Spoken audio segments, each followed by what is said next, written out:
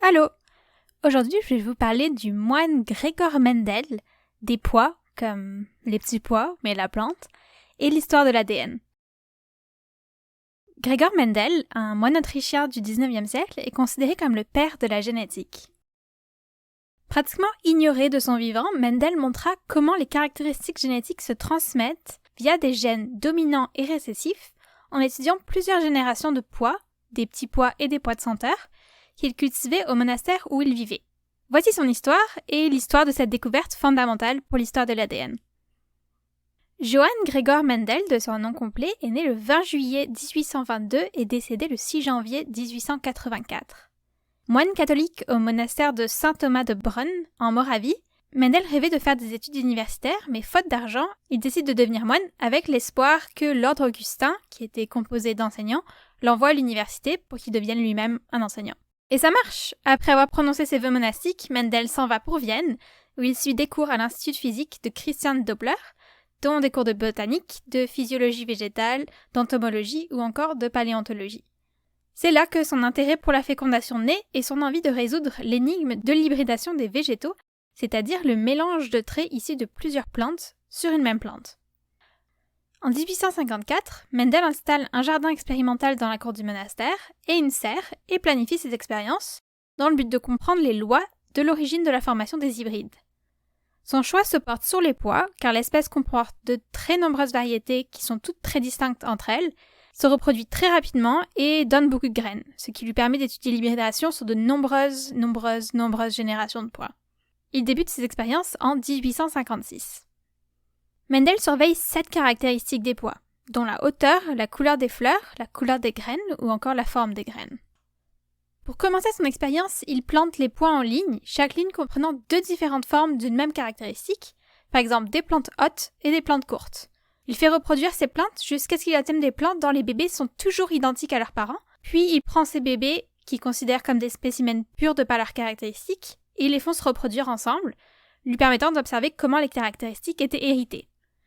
Il fait cela parce que c'était impossible pour lui de savoir si une plante qui a des fleurs roses, par exemple, avait 2 traits donnant des fleurs roses, ou alors un trait dominant rose et un trait récessif blanc.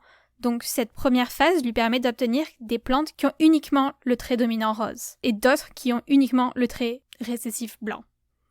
En plus d'observer chaque génération de plants de pois, Mendel comptait aussi les plants présentant différents traits pour voir ce qui revenait le plus et ce qui revenait le moins. Pour tous les traits, les résultats étaient en fait très similaires. La forme d'un trait, comme par exemple une plante haute, cachait toujours un autre trait, ici la plante courte, lors de la première génération d'hybridation. Mendel nomme la forme visible, la plante haute, le trait dominant, et la forme cachée, la plante courte, le trait récessif. Donc pour faire simple, toutes les plantes de la première génération étaient hautes, les courtes semblaient alors avoir été éradiquées, il n'y avait plus de plantes courtes.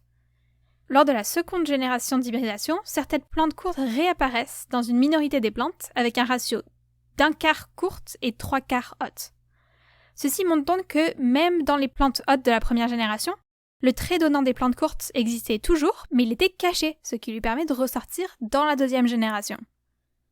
Ces résultats obtenus par Mendel vont à l'encontre de la théorie du mélange, qui était la théorie la plus populaire à l'époque, selon laquelle l'hybridation coupe la poire en deux en fait, de sorte que si on reproduit une plante haute avec une plante courte, on est censé obtenir une plante de taille moyenne. Ou encore, si une femme aux cheveux blonds et un homme aux cheveux bruns ont un bébé, ils sont censés obtenir un bébé avec les cheveux comme châtains. Mendel publie ses résultats de recherche en 1865, après avoir étudié 30 000 plants de pois, puis il passe à autre chose, il se passionne pour la météorologie et il étudie ça jusqu'à son décès en 1884. Malheureusement, Mendel meurt dans l'indifférence totale du monde scientifique, qui ne payait pas du tout attention à ses travaux, donc il n'a jamais eu l'occasion de savoir l'impact de ses travaux sur le monde. Bien que Mendel était un contemporain de Darwin, et quand on y pense, on se dit, les deux, c'est des théories qui se complètent beaucoup, puis Darwin a sûrement aimé ça, puis tout ça, non, en fait, pas du tout. Darwin connaissait les travaux de Mendel, mais il s'en foutait complètement. Il y portait aucune attention, ce qui fait que les deux théories, celle de l'hérédité de Mendel et celle de l'évolution de Darwin, continuent de coexister pendant plusieurs années, sans passer à l'étape de se compléter mutuellement pour faire quelque chose de magnifique. En 1900, Karl Korres utilise en premier l'expression « loi de Mendel » que vous avez peut-être entendue. Les 3 lois de Mendel vont comme suit. La première loi est la loi d'uniformité des hybrides de première génération.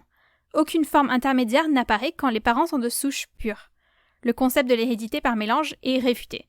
La deuxième loi est la loi de pureté des gamètes. Les facteurs héréditaires se séparent dans des gamètes, et une gamète ne contient qu'un seul facteur de chaque caractère.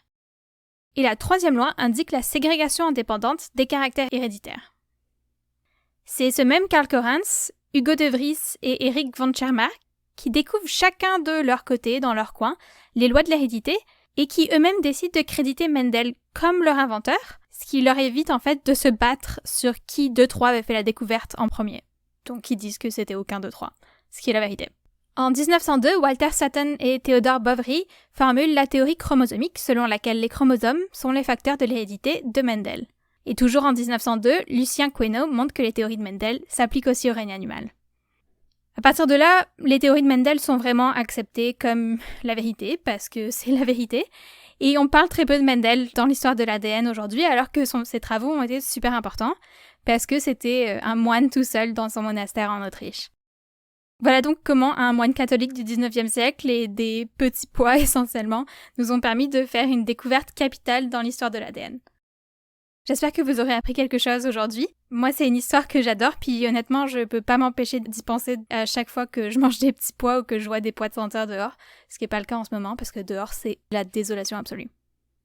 Ok, merci beaucoup pour votre attention. Si vous avez aimé cet épisode, vous pouvez le partager autour de vous et nous suivre sur les réseaux sociaux, à Super Spécialiste sur Instagram et Facebook et à SuperSpecPod1 sur Twitter. Ok, merci, bye bye.